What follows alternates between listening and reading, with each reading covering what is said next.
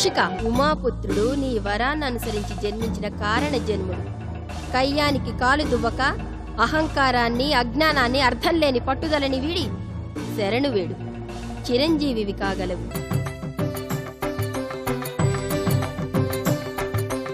శుక్లాంబరధరం విష్ణుం శశివర్ణం చతుర్భుజం ప్రసన్నవదనం ధ్యాయే సర్వవిఘ్నోపశాంతయే.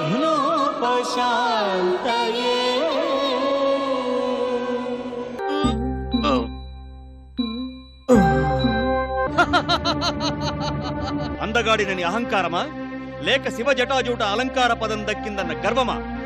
రోహిణీ వల్లభ, ఇది క్షమించరాని అపరాధం. మన్నించు గణపతి, మన్నించు. నీ రూపం, నీ నమస్కార విధానం అప్రయత్నంగా నాకు నవ్వు పుట్టించాయి. ఆ స్థితి చూసి పరిహసించాను, అంతే. ఎంతటి అహంభావం! శివకుమారుడినైనా నన్నే హేళన చేస్తావా? లేదు లేదు గణనాయక, అవహేళన కాదు, అవమానించడం కాదు, కేవలం ఆ క్షణంలో కలిగిన స్పందన. కావచ్చు, కాకపోవచ్చు. నీ నవ్వు నన్ను కించపరిచింది, నీ నవ్వు నన్ను అవమానపరిచింది. పశ్చాత్తాపం ప్రకటించినా, మన్ననలు వేడినా పాపం పాపమే. నీకు తగిన శిక్ష విధించవలసిందే. స్వామి, నిశాచర, రాజువని, సీతకరుడివని నిన్ను మా తండ్రి శిరసను నిలుపుకున్నందుకు అధికార దర్పంతో, అహంకారంతో నన్ను చూసి హేళనగా నవ్వావు. అందగాడినని నీకు అహంకారం. ఆ అందం మాసిపోయేట్టుగా నీలో మచ్చ ఏర్పడుతుంది. నీవు కళంకితుడివవుతావు. నన్ను చూసి నవ్విన నీకు ఎన్ని శాపాలు పెట్టినా అది అల్పశిక్షే అవుతుంది. చంద్ర, నీ ముఖం చూస్తే పాపాలు సంక్రమిస్తాయి. దోషాకర, నీ ముఖం చూస్తే నిందలు వస్తాయి. నిన్ను చూసిన వారందరూ నీలాప నిందల పాలై నిన్ను, నీ దర్శనాన్ని నిందిస్తారు. నీకు ఇదే నా శాపం.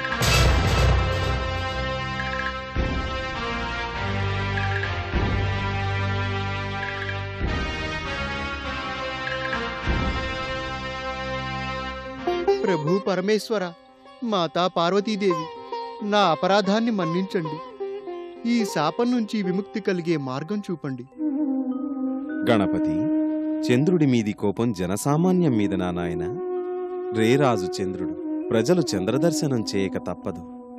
వినాయక, చంద్రుడి పాపం లోకాలకు శాపం కారాదు.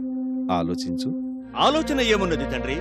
నా శాపానికి తిరుగులేదు, విరుగుడు లేదు.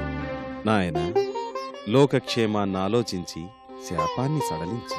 అవును కుమారా, శాంతించి శాపాన్ని సవరించు, లోకాలకు అభయాన్ని ప్రసాదించు.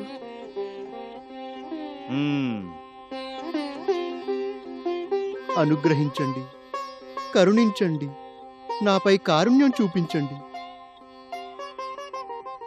జగన్మాత, జగన్నేతల శాసనం శిరోధార్యం. తల్లిదండ్రుల మాట పాటించడం తనయుడి ధర్మం. చంద్రుడికిచ్చిన శాపాన్ని సవరిస్తున్నాను. చవితినాటి చంద్రదర్శనం మాత్రమే నిషిద్ధం. అది నీలాపనిందల పాలు చేస్తుంది. కుమార, ప్రతి చవితి నాడు చంద్రదర్శనం నిషిద్ధమైతే అది జనజీవనానికి ఆటంకం కాదా? మరింత దయ చూపించు నాయనా. అలాగే తండ్రి. ఈనాడు నా జన్మదినం కనుక ప్రతి సంవత్సరం భాద్రపద శుద్ధ చవితి నాడు చంద్రదర్శనం చేసిన వారు మాత్రమే నీలాపనిందల పాలవుతారు. కృతజ్ఞుణ్ణి దేవా, కృతజ్ఞుణ్ణి. వినాయక, భక్తుల పాలిటి కల్పద్రుమానివి. ఆనాడు కూడా శాపప్రభావం నుంచి రక్షించుకునే మార్గం ఉపదేశించు. అవశ్యం తండ్రి. ఆనాడు నన్ను ఆరాధించి నా ప్రతిమను పూజించి ఆశీరక్షతలు శిరస్సున ధరించిన వారికి ఏ దోషము అంటారు? వినాయక వ్రతానికి విశేష ప్రతిపత్తి లభించింది. భూలోకవాసులకది వరం. వరసాధనతో జనులు వరసిద్ధి వినాయకుడి కరుణకు పాత్రులవుతారు. ధన్యుని తండ్రి. నమో బ్రహ్మదేవాయ.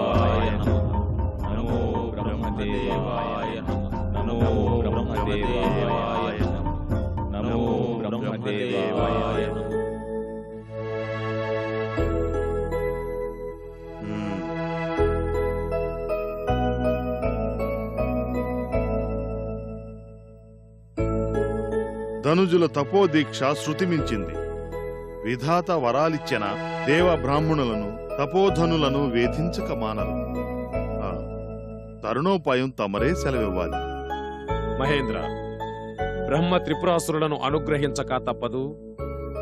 వారు వరగర్వంతో విర్రవీగి పతనం కాక తప్పదు.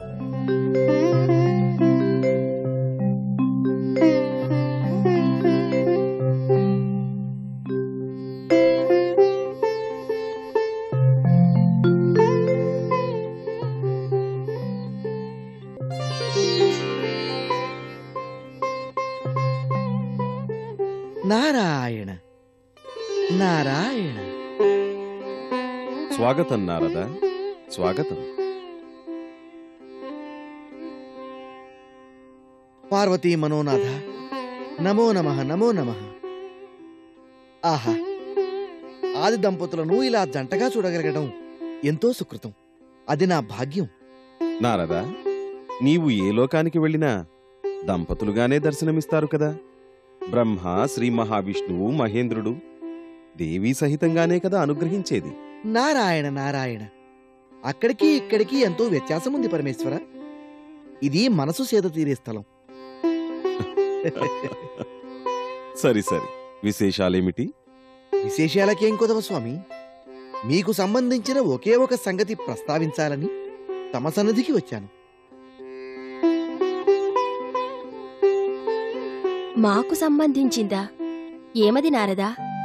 లోక కళ్యాణకారకులైన ఆది దంపతులు తమ కుమారుల వివాహం ఇంకా జరిపించలేదేమిటా అని కన్యకామణుల తల్లిదండ్రులు ఆలోచిస్తున్నారట స్వామి. చక్కని ప్రస్తావనే. కాని నారద, ఇందులో ఏదో కలహబీజం లేదు కదా? నారాయణ నారాయణ. వింటున్నావా జగన్మాత? హరహర అంటే అపశబ్దం, నారాయణ అంటే విపరీతార్థం అన్నట్టుగా నా ప్రతి మాట ప్రతి ఆలోచన సందేహాస్పదమైతే ఎలా తల్లి? తమ కుమారుల వివాహ మహోత్సవం కన్నుల పండుగగా చూసి ఆనందించాలనే కుతూహలంతో లోకంలోని మాట ప్రస్తావించాను అంతే. అంతే ఆ? అంతేలే. కుమారులిద్దరికీ వివాహం జరిపించమని సూచిస్తున్నావు. సమంజసంగానే ఉంది. కాని ఇరువురికి ఒకే పర్యాయం వివాహం జరిపించడం ధర్మసమ్మతం, శాస్త్రసమ్మతం కాదు కదా నారద? అవునవును, అది అశాస్త్రీయం, ధర్మవిరుద్ధం. మరి ముందుగా ఎవరి వివాహం జరిపించాలి నారదా? అదేమంత ఘన సంశయమా మాత? కానే కాదే. వివాహానికి వరబల పరీక్ష కూడా ఒక మార్గమే. ఒకరు ఉమాపుత్రుడు, ఒకరు శివకుమారుడు. మీరిరువురు ఆ ఇరువురిని వేరువేరుగా కాక ఒకటిగా సమానంగానే చూస్తున్నా. ఎవరి శక్తి ఎవరి బలం వారిది కదా. అది తేల్చుకుని ఆపై శుభకార్యానికి శ్రీకారం చుట్టండి.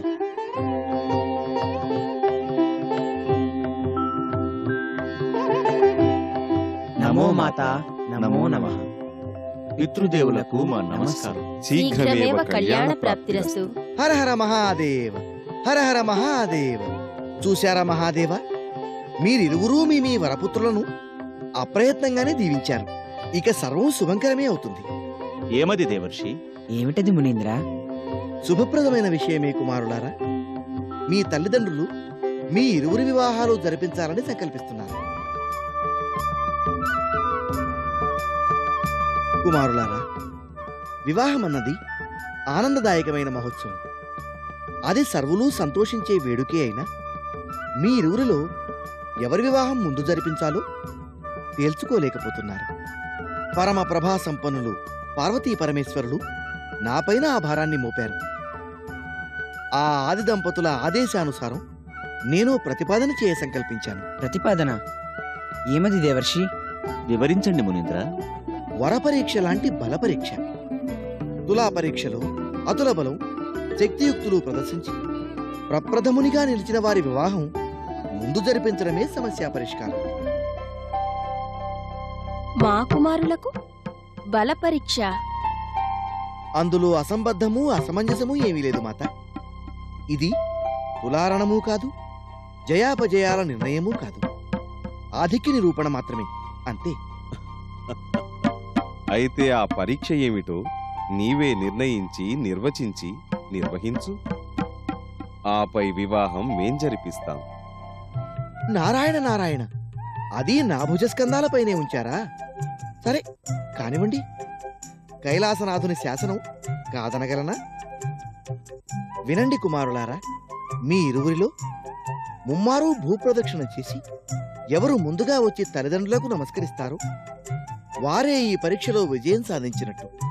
వారికే ముందుగా వివాహం జరుగుతుంది. మంచి బల పరీక్షే. చక్కని వరపరీక్ష, పరుగుల పందెం. ఏమి కుమారులారా, మీకు సమ్మతమేనా? సమ్మతమే తండ్రి.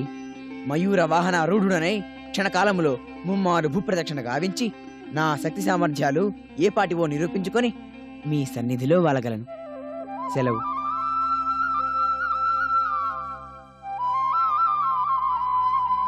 ముందు వెనకల చూడకుండా ముందు కురికాడు కుమారుడు.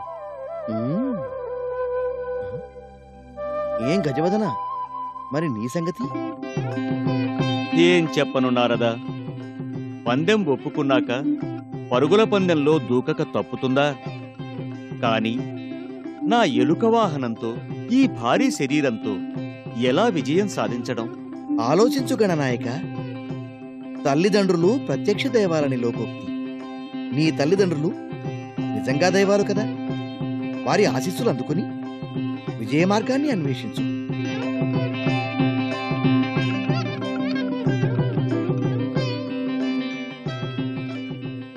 తమ్ముడు రంగంలోకి దూకాడు. ఇప్పుడెలా? ఓడితే అవమానం, పందెం వీడినా అవమానమే. గెలుపు ఒక్కటే పరువు ప్రతిష్ట నిలిపేది. ఎలా?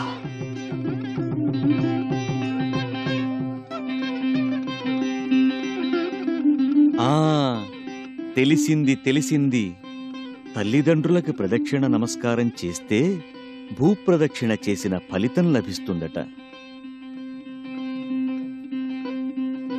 నా తల్లి పార్వతి, తండ్రి పరమేశ్వరుడు, వారు ప్రత్యక్ష దైవాలు. వారిరువురికీ నమస్కరిస్తూ ప్రదక్షిణ చేస్తాను.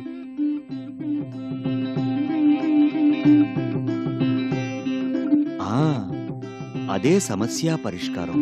ఇంకెందుకు ఆలస్యం, మరెందుకు ఆలోచన?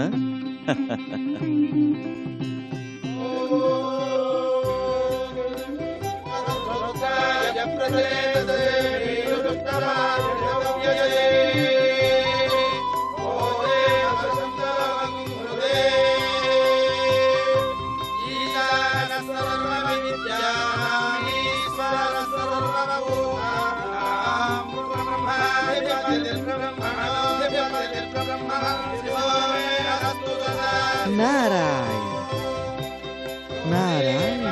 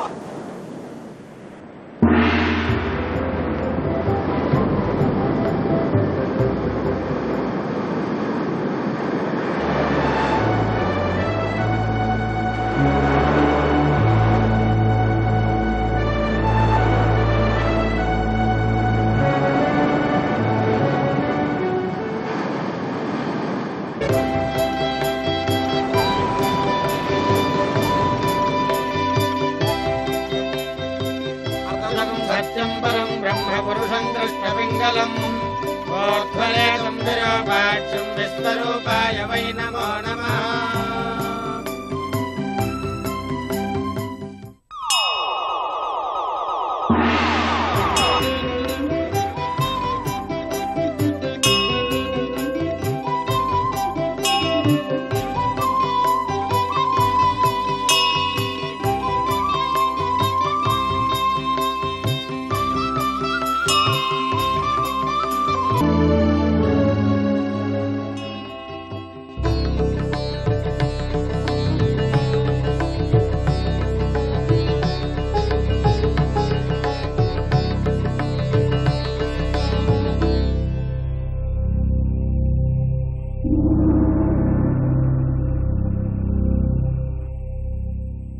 నారాయణ నారాయణ.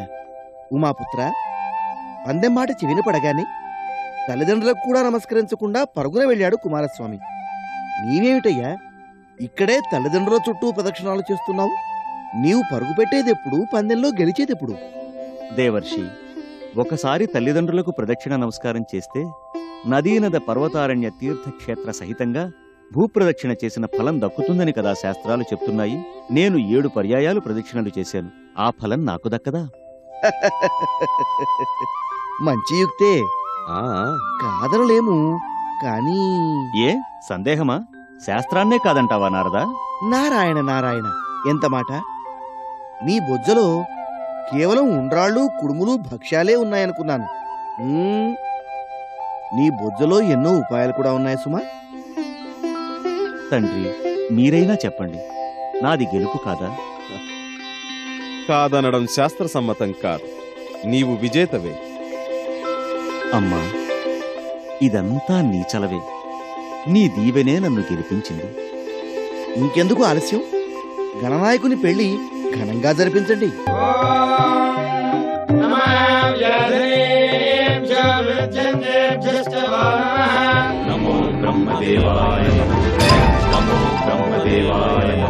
మమ్ము ఎదిరించి జయించాలంటే 3 నగరాలను ఒకే మారు ఒకే బాణంతో ఛేదించి మమ్ము వధించగలగాలి. ఆ బాణాన్ని సర్వదేవతా సార్వభౌముడు అపూర్వ రథారూఢుడై వచ్చి ప్రయోగించాలి. అది అభిజిల్లగ్నమై ఉండాలి. మయ బ్రహ్మ, వీరు తారకాసురుడి తనయులు. వీరికి నేను ఒక వరం అనుగ్రహించాను. ఆ వరం ప్రకారం కనకపురం, రజితపురం, ఆయసపురం వీరికి నిర్మించి ఇవ్వవలసిన గురుతర బాధ్యత నీ భుజస్కంధాలపై ఉంచుతున్నాను.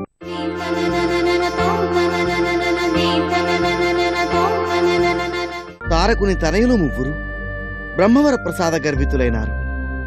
విశ్వకర్మ నిర్మించిన త్రిపురాలలో నివసిస్తూ ఆ త్రిపురాసురుడు మయబ్రహ్మ తోడ్పాటుతో సకల జన సంక్షోభకారకులవుతున్నారు.